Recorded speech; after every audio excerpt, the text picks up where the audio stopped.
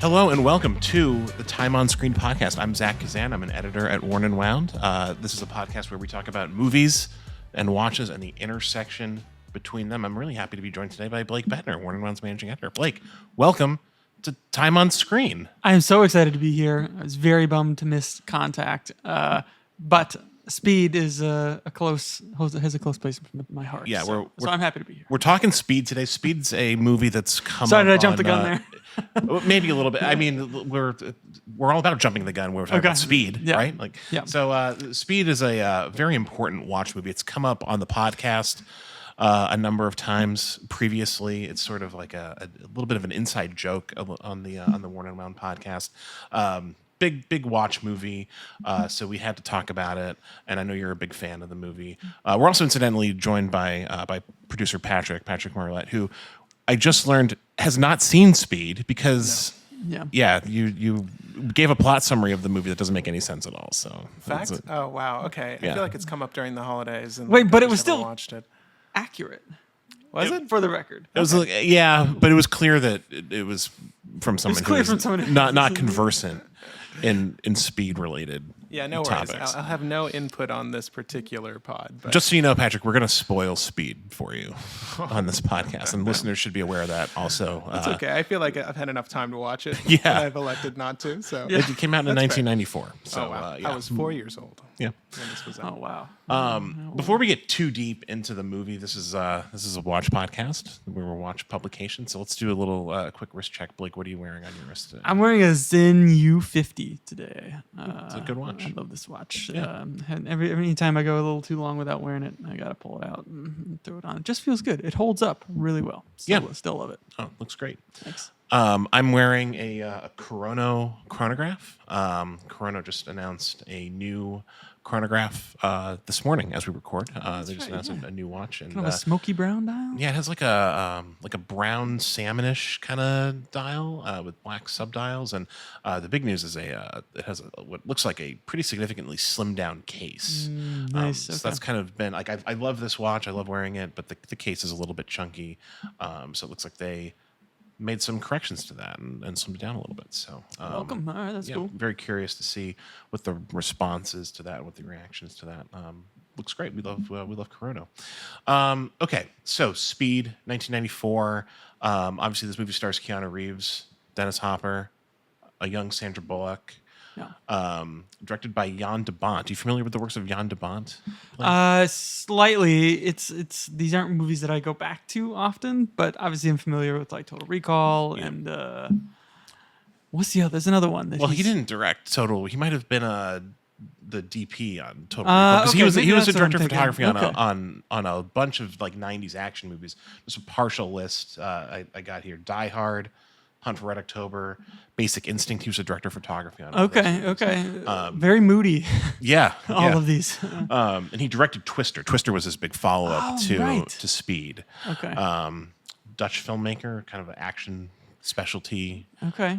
Speed, I think, by far was his biggest hit. Like that's the movie that he's. I like Twister though. I will say. No, Twister's good. Twister's got. It's got a flying cow.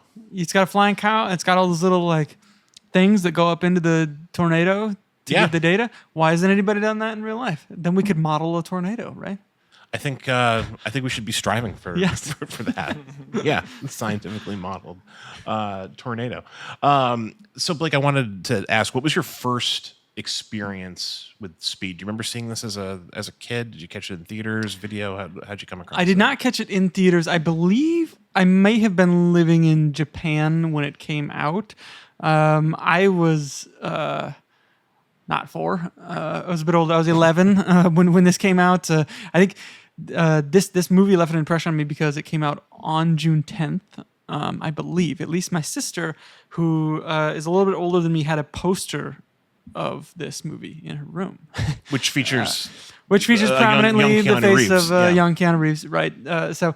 But it had June 10th, which happens to be my birthday, so that always kind of like stuck into my head. But yes, we had like the VHS tape. My sister had it, and we watched it often when she would babysit me. So okay, I've seen this movie many times. I probably wouldn't have watched it as a normal 11-year-old had I had any choice in the matter. But to me, it was just like a fun, cool action movie that felt like a little adultish. Yeah, so I want to talk about that a little later, or maybe now is the right time to talk about it. It definitely, just rewatching it recently for the purposes of this podcast, I was reminded how like very R-rated this movie is. Like there's like, and not only for the language. No, like there's some like gore in this. Like people are like dismembered, and like it's kind of it's more violent than what you'd typically get out of like a contemporary action movie today. Yes, I in rewatching it, one scene specifically stood out to me that I just want to mention in the opening. Yeah. When the guy is like on his rounds in the building and he notices something's off, so he walks over and discovers Dennis Hopper, the antagonist of the movie, like, you know, doing his thing with the elevator cables. We'll get into the opening in a minute, I'm sure. And instead of just being like, oh yeah, you know, I'm here, and he has like a fake work order to show the guy, but he doesn't just try to shoo him away. He doesn't like shoot him. He like stabs him in the head. Yeah, right in the side of the head. Which felt like very unnecessarily like, wow, that is really above and beyond what I needed to see. And doesn't it kind of linger on his face a little bit, like after he's been stabbed? Yeah, it kind of, like, the camera like follows him down to the ground. Yeah, it's sort of like that shocked look, like I can't believe I've just been stabbed in the side of the head. It's like, you could have shot me. You could have just told me to go away, but no, you stabbed me in the side of the head.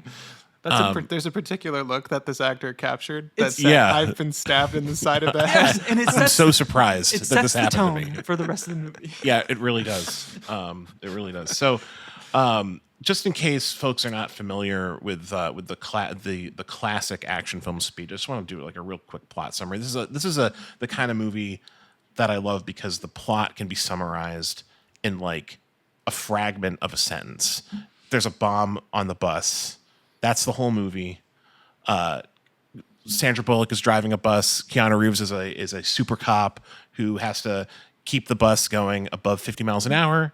Otherwise, it'll explode because Dennis Hopper is a crazy bomber and he has a grudge against the Los Angeles police or something like that. Yeah. And it's just an excuse for a lot of like extended car chases and explosions and but yeah, it's a very high concept film. There's a bomb on the bus. Yes. It's patently ridiculous right out of the gates. Yeah. But just hearing the explanation, the pitch meeting for this movie must have been like, wait a minute, what?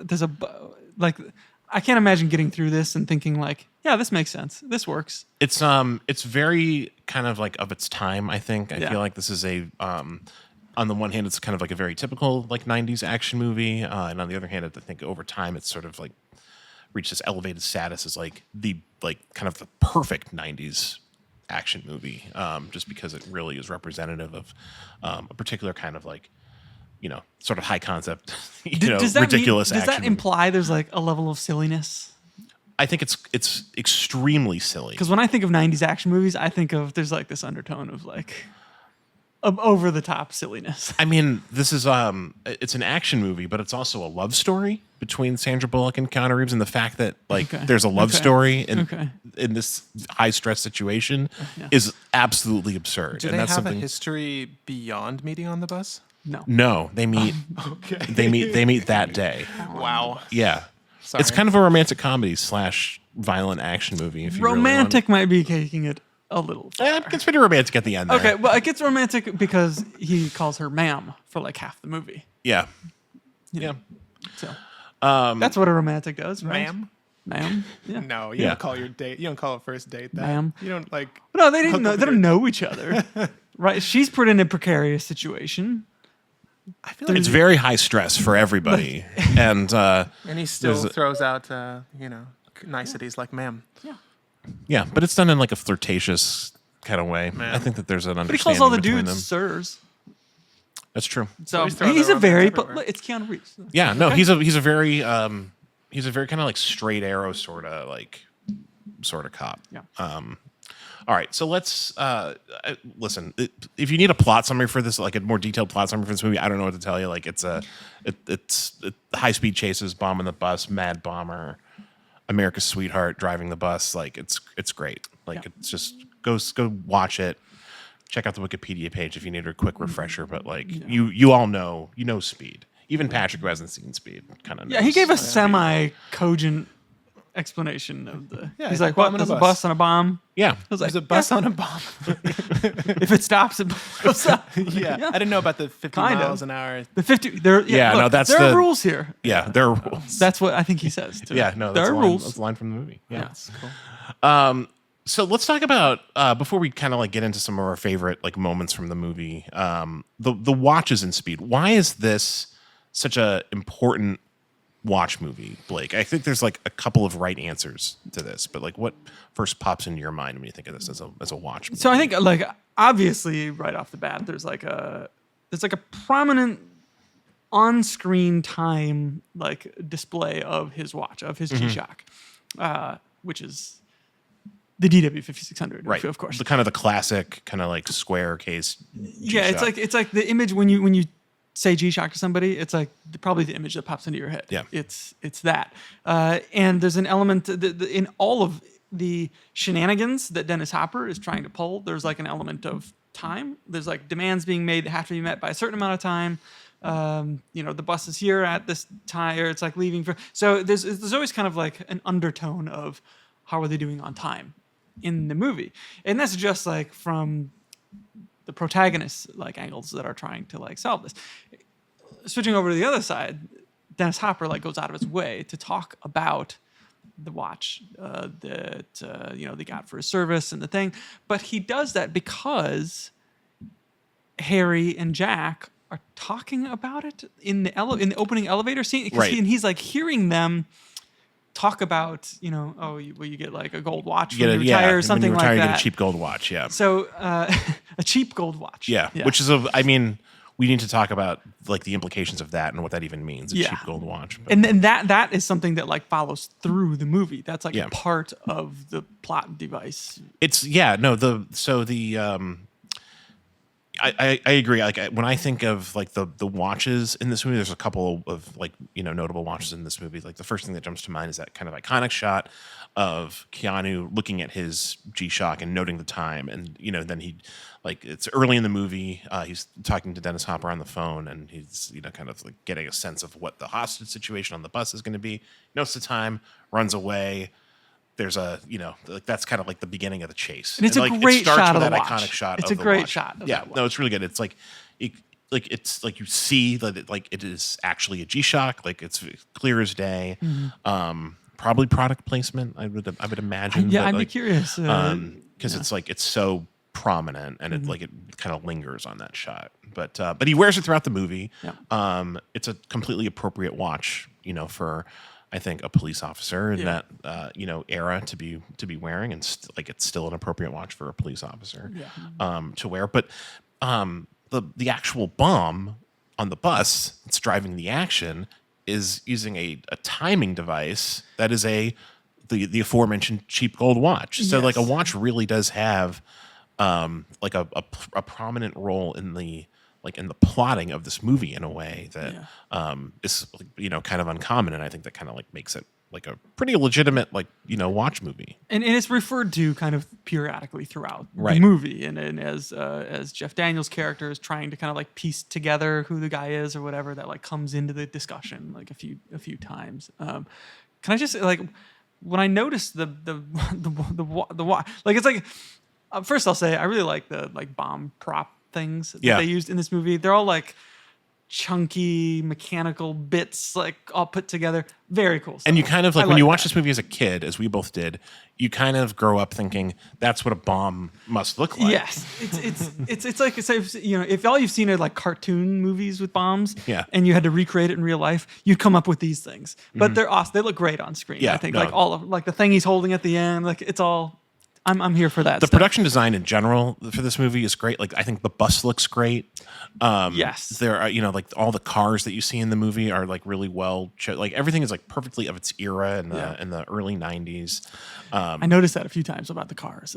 As well. But the watch on the bomb. So the bomb, the whole premise, like it activates when the bus goes over 50. Then if it goes under 50, it detonates. Right. What's the function of that watch, or no is idea. Or is it just like symbolic? I mean, listen, these are deep questions without answers that we can really know for sure. It's like it's described in the movie, I believe, as like the timing device for the bomb, but the bomb isn't on a timer. Yeah, it's based on the speed that the bus is traveling at. Unless 11 o'clock is the deadline. Maybe it's like if that watch gets to 11 o'clock. Right, because Dennis Hopper needs his ransom money before a certain time. He's got stuff to do. Okay, right? that makes sense. That's the only logical thing I can think of. Okay, yeah, no, that makes sense, and I'm sure that's it. That's a reasonable solution to what I thought was an unanswerable question. Or just like it's a symbolic thing that he was showing. Right, because Dennis Hopper, I don't know if we've mentioned it yet. He's an ex-cop who's disgruntled. He didn't get his pension. Yeah, he's got money troubles. Yeah. And so the cheap gold watch that's referred to throughout the film is this like symbol of life as a cop, I guess, and because it's what you get when you retire. Yeah. And so that's it's part of the bomb to just kind of like mess with him a little bit, and because this is it's a crazy guy. He's a crazy bomber, and so he thinks that the bomb is kind of like this. It's like his work of art, So the watch is a part of it. In that is sense. this also what ultimately led Jeff Daniels and their team there back at headquarters to finding the identity of this guy ultimately? There's a scene where as an ex-cop that's missing a finger, all that kind of stuff. Yeah, and Jeff Daniels, who's kind of riding a desk because he was injured in the first scene in the movie, which we'll talk about. Yeah. He kind of like pieces together because he hears the bombers say cheap gold watch. And it like kind of all comes together. Jeff Daniels is really kind of like the unsung hero of this movie, I think, for kind of like putting all those pieces together. And right. But ultimately, when it comes to the bombs, he seems pretty useless. He's not able to like disarm any of them in the beginning or help him disarm the thing on the bus. And he's like framed as like the bomb expert. What do you expect from he could have done, the Dumb and Dumber guy, though? Really, when it comes right down to it. All right, that's look. These movies came out in the same year. Yeah. There is maybe a universe where this is the same character, maybe in a prior life. Look, in the credits of this movie, Speed, he is listed just as Harry. No last name. Interesting. I'm just gonna put that out there. And so kind of an idiot with bombs. Right. So you have a theory here. Hey, I'm just putting that. Do we ever see him driving a car that looks like a dog? That looks like a dog. That or a neon green Lamborghini or slipping laxatives into. It's a red Countach. Is it a red Countach? Yeah. Okay, you're probably right. It's been ages. So sorry for that. No, that's all right. There were lots of tangents. That was my theory on the movie. It's like, oh, he's Harry. I think that might be the skeleton key to the whole thing. Is that we're dealing with the same person. Yeah. The actual same person. Yeah. So in addition to that, to the cheap gold watch and the G-Shock, Dennis Hopper's wearing a watch in this movie. You identified this as a potential Rolex that complicates further the issues with his cheap gold watch, which we think is, it looks like a Rolex day-date. Yeah, it looks like kind of a day-date knockoff type situation. And since they say cheap gold watch, that implies that it's like gold-plated something. Yeah. He didn't get his pension that he feel like he was owed, and that's like the whole point of like, look, he says I earned it. I just want what's mine and what's coming to me. It's his nest egg. He's not going over the top here. $3 million is, it's not like he's $100 million or $1 billion or something. Well, $3 million in 1994. That's right, but he's it's within reason. Like for sure, they caused more than $3 million worth of damage in this movie. That's like trying to stop this guy. Yeah. Right. So, anyways, that's like kind of the irony of like he's got these like he doesn't have the money that he feels that he's owed, and the cheap watch is like a slap in the face.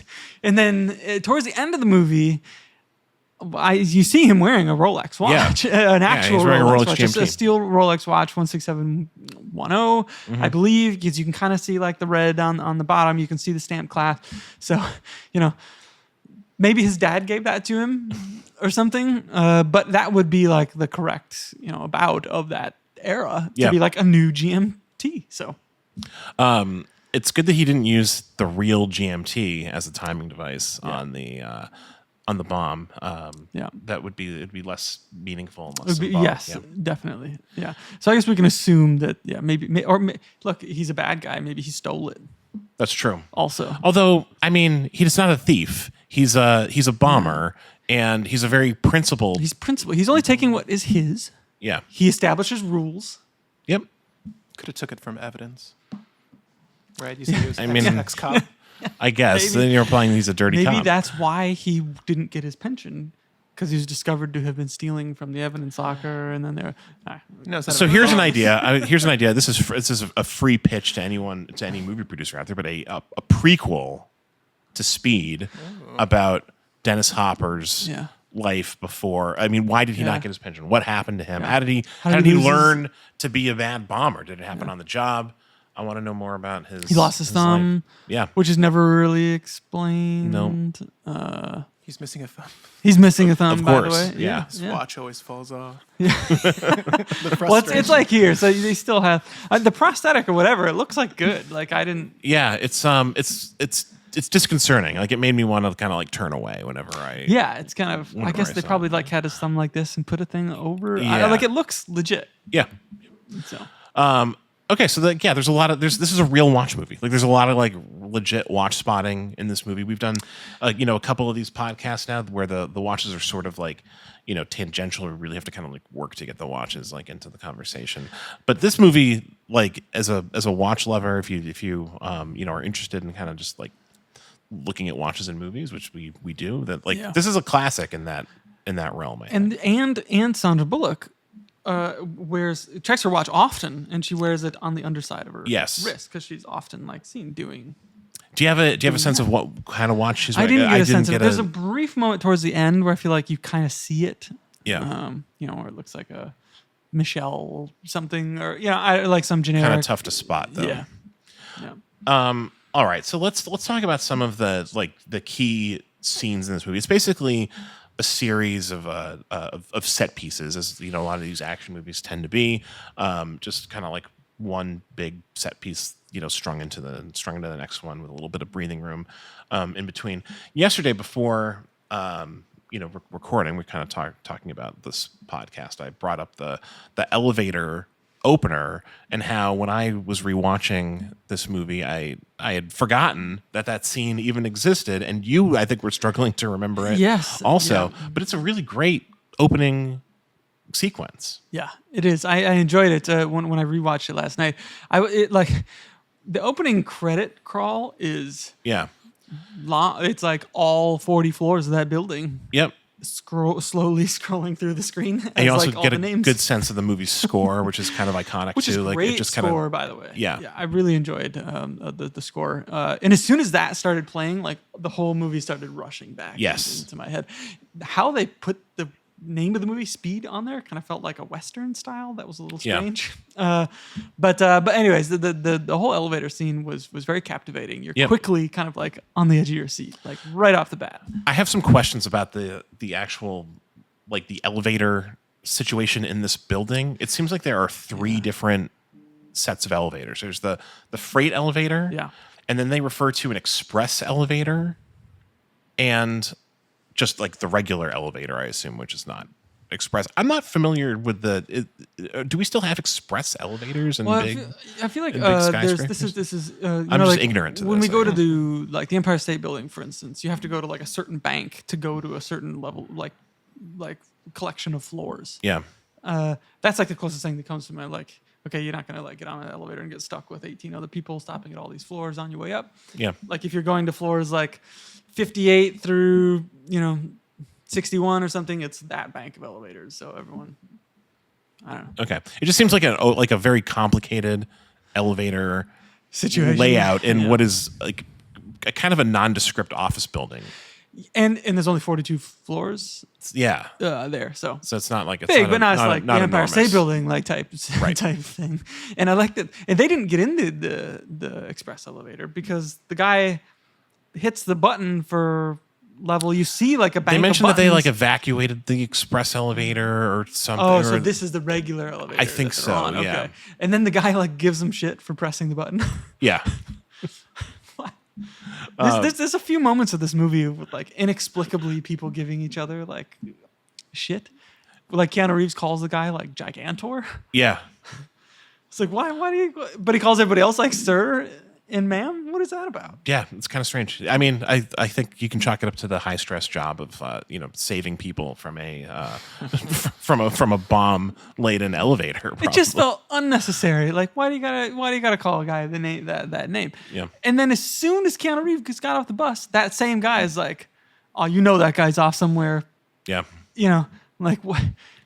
He was. What is it? Why even? I don't know. It felt very strange how to play. That escalated very quickly with that guy. So maybe he took it personally. So back to the elevator. Back to the elevator. the elevator opening. It ends with I think one of the most iconic bits in the movie where Keanu Reeves shoots his partner in the leg, and which is foreshadowed 5 minutes before when Keanu and Jeff Daniels are discussing a potential situation where someone gets shot in the leg.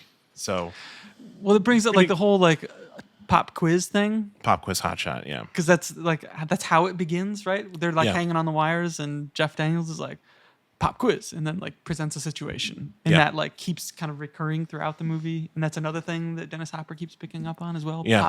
Pop quiz. The whole elevator sequence is great because I think it taps into a kind of this embedded fear that people have of elevators in large buildings. If you really think about what can happen in an elevator, it's kind of inherently scary. You don't want to be in that situation that these people are in. So it's effective for that reason, I think. Did you buy that the people that were in that elevator were terrified? I mean, it's to an extent, the kind of the climax of the hostage component of that scene is when Keanu and Jeff Daniels are pulling people out of the elevator, kind of as it's falling, and you have that thought if it falls further, someone could just get sliced right in half, which is I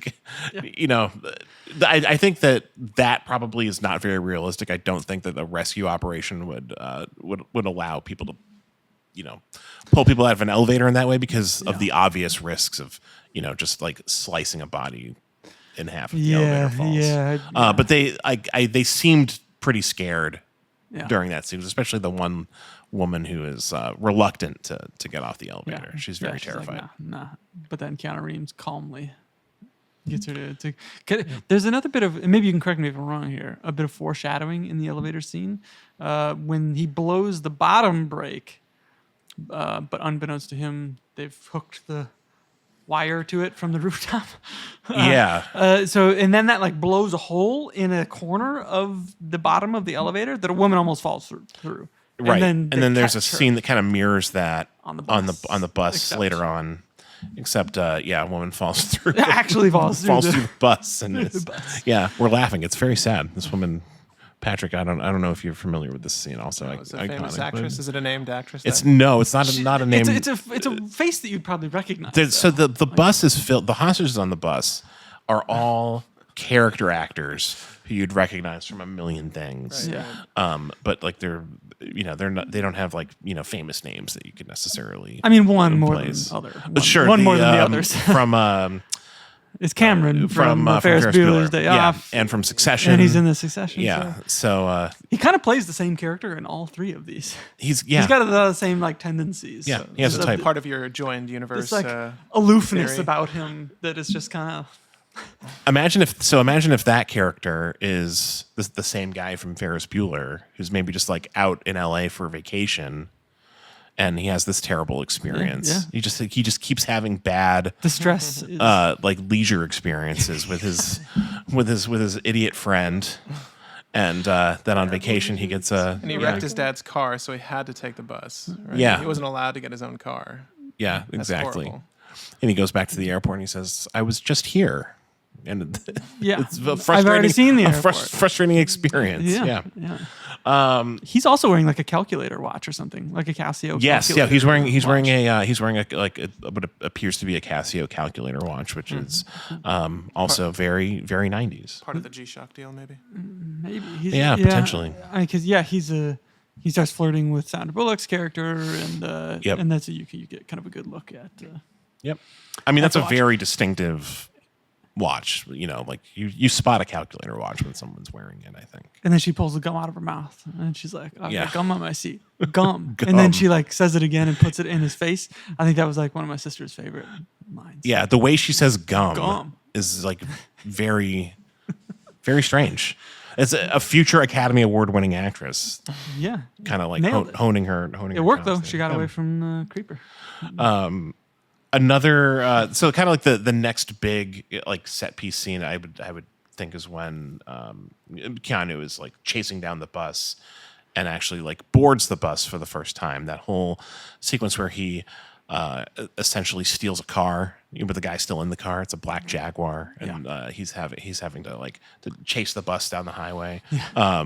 What do you think of this scene? Is that a favorite? I like the interaction between him and the gentleman that owns the car. Are pretty funny. Yeah, and like that gentleman has some pretty funny lines. I feel like he really likes his car. It's a Jaguar. It's like this nice, and the license plate is like makes music like it implies he's some music producer or something like that. Yep. Right. My favorite moment is when Keanu asks him, "Are you insured?"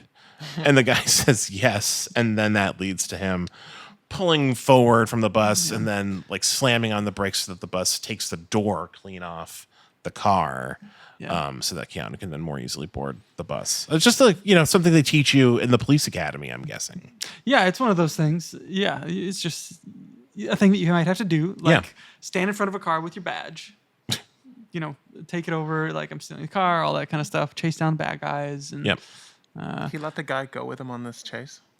Well, look, he was in a hurry, see, because he had the bus, right? So he didn't have time to be like, you got to get out of the car. Sure. So he just like gets over into the passenger seat. He gets in the driver's seat. I feel like they weren't that far.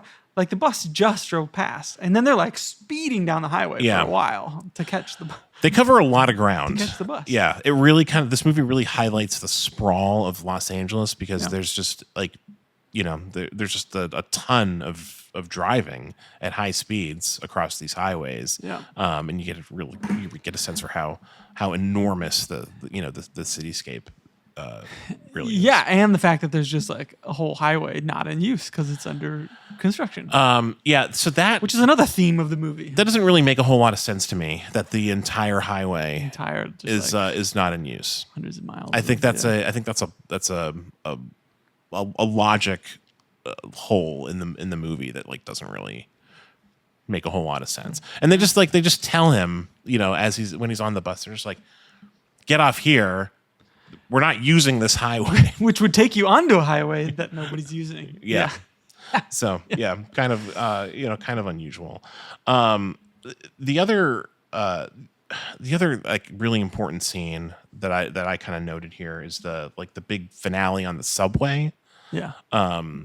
Which is, kind of the movie like moves from the bus to another conveyance. Yeah. And it's kind of an interesting commentary on like traffic in Los Angeles, I guess, because the public means of conveyances. Yeah. Elevators, buses, trains. Yeah. I never really would have thought to put elevators in that same category, but I guess you can. A vertical means of conveyance. Yeah.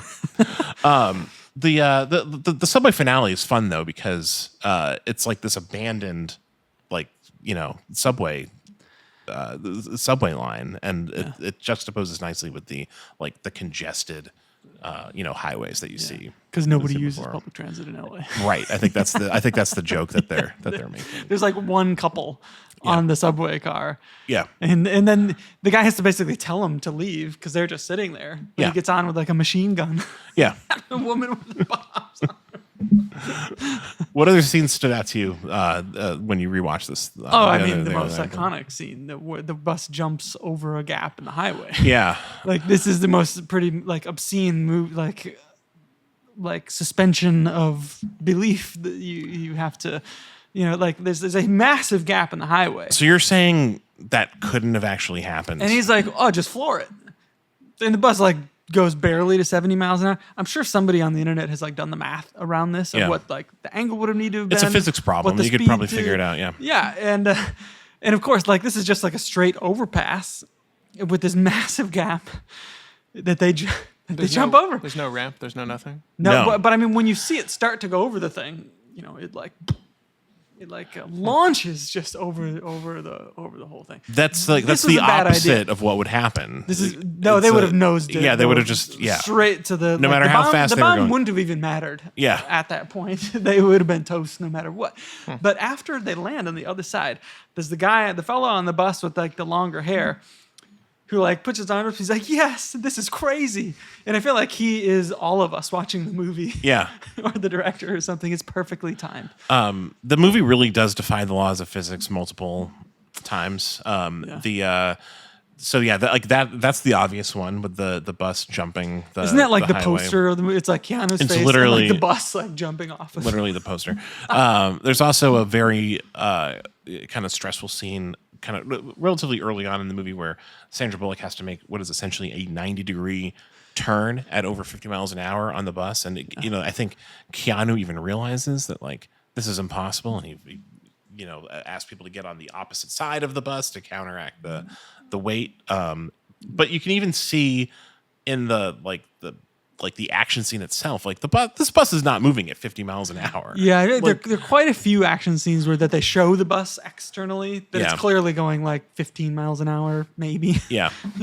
It's like hitting cones and running into cars, and then they'll kind of cut to a close in of the speedometer, and it's like, just above 50, or like the speedometer becomes kind of a character in the movie to a certain extent, because you're always, it's a little strange because you don't want to see it go below 50, but if you see it go below 50, like, you're going to be witnessing an explosion. Yeah. From the point of view of looking at the speedometer, it doesn't really make a whole lot of sense. Anytime you're looking at the speedometer, you can pretty much guarantee you're going to be over 50 miles an hour. Like, in the movie. And the sequence of them getting off, so they put they discover that he can see all the passengers, right, like, through the closed circuit thing.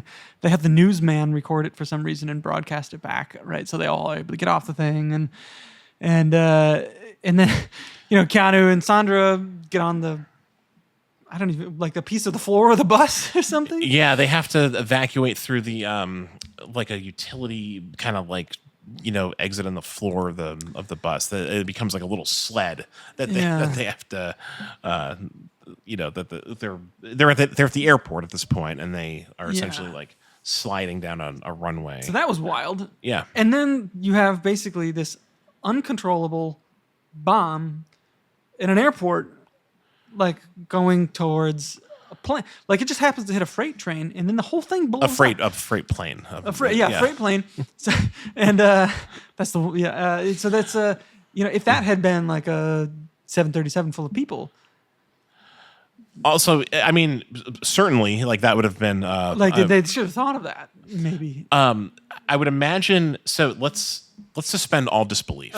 Okay, and imagine that this hostage situation was really taking place, and there was really a bomb on this bus, and they wind up at the airport, which is a reasonable destination. If you have to keep the bus over 50 miles an hour, you could, like, I guess, make a loops down at the airport. Yeah, totally fine.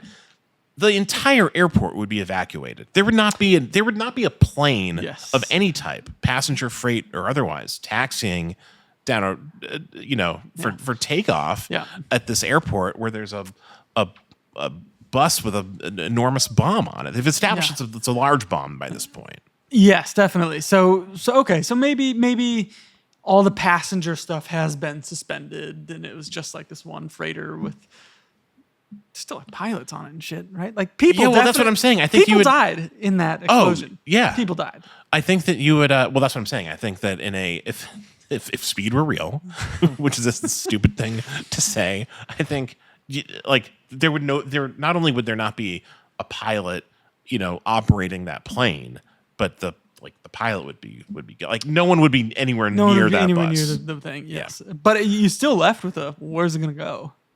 Will it just drift under 50 miles? Like they put the thing on the pedal to keep it above 50. Yeah, that was so it's going somewhere. Yeah, maybe they're willing to sacrifice something. Yes. Yeah. So because they know they can't keep it from exploding, so they can they get everyone off the bus, but then potentially you're killing a lot more people.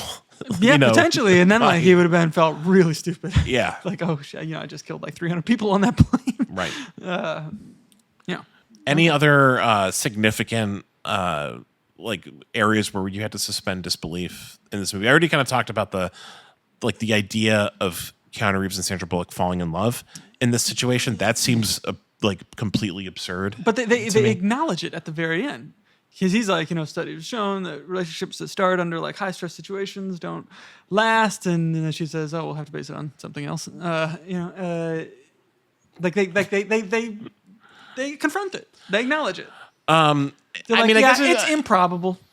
And then there's a Speed 2, right? Yeah, but Keanu's not there. And he's not in it, so he was right. Yeah, right.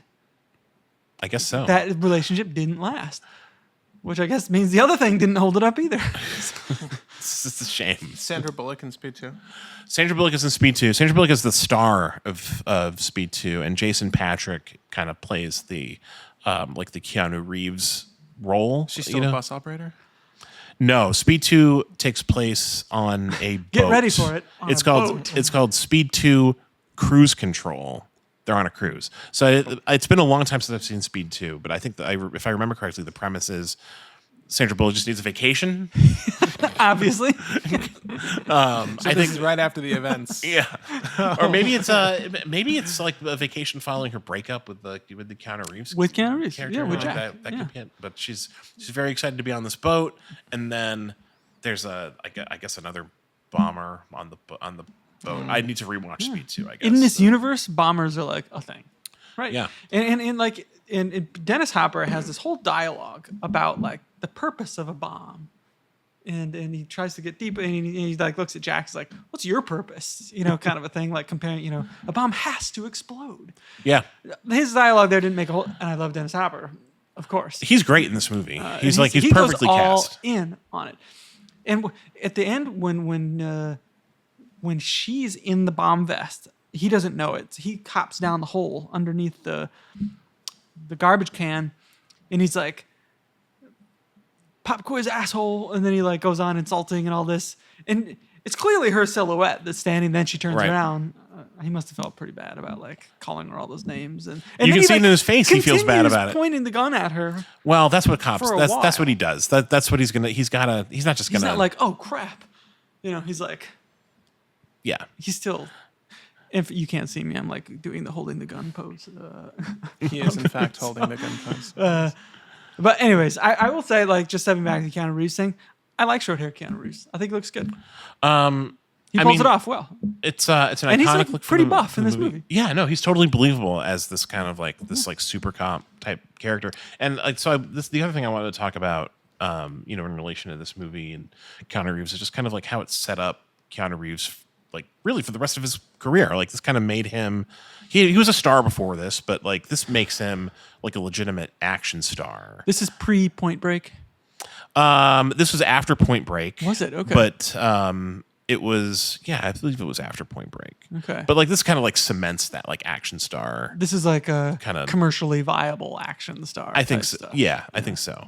And obviously his biggest action movies follow this, The Matrix. And he's still doing it with John Wick. He's still doing his thing. There's been many phases to Keanu Reeves' career, but I think this kind of really set the table for the action period. He does a pretty good job too. I think. In fact, he ends up solving all the stuff. He figuring out and hits his hunches that that piece everything together. So even though Dennis Hopper, when Harry, I guess we can spoil it. Oh yeah, dies right in the end of that explosion. He's like, we all know that was the brains of the operation. Yeah, and I was like, was he though? He didn't disarm any bomb. he got taken into your trap house and got exploded. He made the watch connection. He identified. He made the watch. He identified the bomber through the watch connection. I think that. But that ultimately didn't do anything. No. It didn't go anywhere. Without that happening, he still Keanu still would have been in that same position. And the bus still wound up. The bus still nothing exploding into a freight. Harry, I love you, but he did nothing productive in this movie. He just got in the way, and that's why Keanu had to shoot him. And eventually he dies. Yeah. Poor guy. Yeah. They figure out the identity of this guy. Sure. And and they're like, oh well, he lives here. Let's all go there. So they send these huge SWAT teams into the thing, and of course nobody's there, and the whole house is like a bomb. Because of course, the Mad Bomber's house is going to be rigged with a bomb. My question, whose house was that? And if they had never discovered that, would it have just sat there with bombs in it until somebody walked into it? A bomb's purpose is to explode. A bomb's purpose is to. Was it rigged to the door? No, it's like a motion thing. Yeah. So he's walking through the house, doing all their clears, and then he notices this red light that goes off in the living room, and then he's like, "Shit." The red light is so that the cops know that they're about to. Yeah. Fair warning. Yeah. He's got all these SWAT team bomber logic. Yeah. There's got to be a red light. Yeah. Tragic, really. A lot of people died in that house. There was 20 guys in there. Listen, the death toll in this movie is ridiculous. There's a lot of unnecessary death. But all but one of the passengers on the bus eventually make it, which is good. Yeah, yeah. And so why? Towards the end, when he's got her handcuffed to the thing with the bombs on, and Jack's on the roof of the train, and then So I thought, okay, if I'm him, I'm just going a few cars that way and dropping the thing, kill them both. But he somehow goes out of the thing, still with the deal that he's holding, and ends up on the roof of the train. How did he get out there? I don't know. And then Keanu Reeves, okay, so Dennis Hopper's an older guy. Yeah. Keanu Reeves is this young buff cop in his prime. We've established that he's what was his plan there? Did just beat him up? He clearly didn't have a plan. He doesn't have the keys for the handcuffs to save Sandra Bullock, who's chained to the train in the subway car. He doesn't seem to have a long view of what's going to happen. If I was him, I'd have just dipped into the back, blown the thing, and then he's good to go. Yeah, that's one solution. A little dark, but Yeah, that's very dark. Very different ending. This movie has a really happy ending. Yeah, well, I'm still not clear why he had to speed up the train. Okay, so we were talking about this earlier. He speeds up at the end of the movie. The train, the subway. Okay, it's on an unfinished track because of course it is. It's because Los Angeles. It has to rhyme with that other part of the movie with the unfinished. So.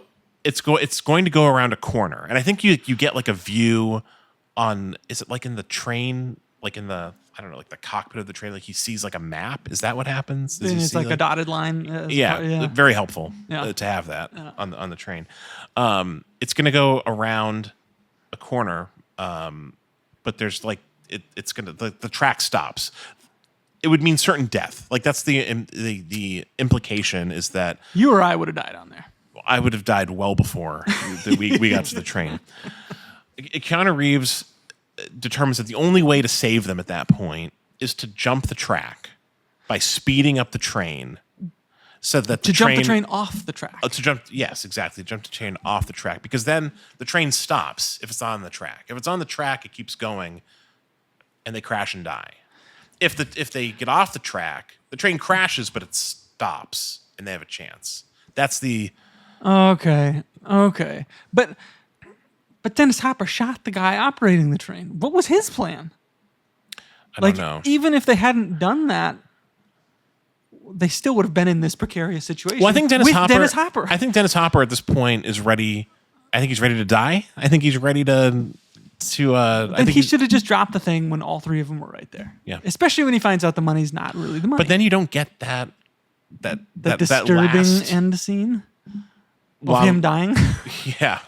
He meets a grisly end, right? Yeah, but it's quick. Yeah. At least. Yeah. Just a couple other things I wanted to talk about with this movie. This movie made Sandra Bullock like a huge star. Like Sandra Bullock has had like one of the kind of like best careers of any actress of her generation. Like she's won an Academy Award. She's been in all kinds of movies, action movies, dramas, comedies, like the works. It really all comes from this. This is like her. She had been in other movies before this, but like this is when like America is kind of like introduced to Sandra Bullock. I think she's got like there's a lot of personality that comes through in her character in this movie, and she does a great job like portraying. Yeah, no, she's kind of like sassiness and whatever. Yeah, she's very good in this movie, I think.